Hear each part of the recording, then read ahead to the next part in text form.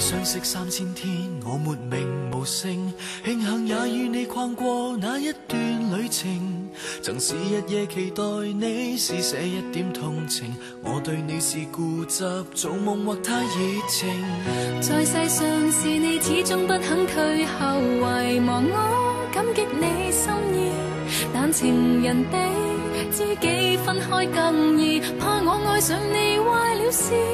完了吧，如無意外，從今開始該好好戀愛，放下從前一段感情，才能追求將來，你就似沒存在。完了吧，然而你不在，情況未像幻想般變改，告別從前總是不易，原來假如只得我在，我竟未能覓尋下一位摯愛。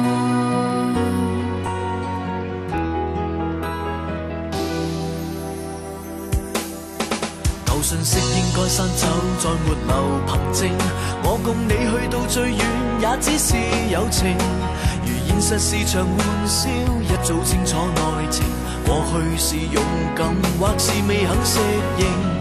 是我笨，大概必須先經錯誤，才能會分清我心意，共行成長，數不清的故事，我已愛上你壞了事。完了吧，如無意外，從今開始該好好戀愛，放下從前一段感情，才能追求將來，你就似沒存在。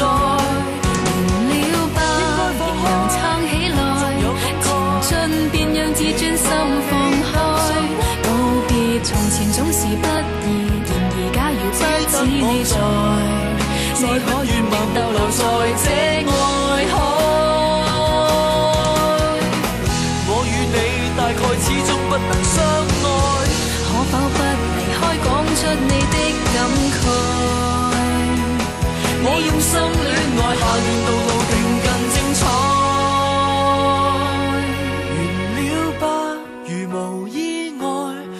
失戀的都必須戀愛，悔恨從前隱瞞感情，常常猜疑將來，你就似沒存在。完了吧，仍能撐起來，前進便讓自尊心放開，告別從前總是不易，然而假如只得我在，我可讓我覓尋下一位摯愛。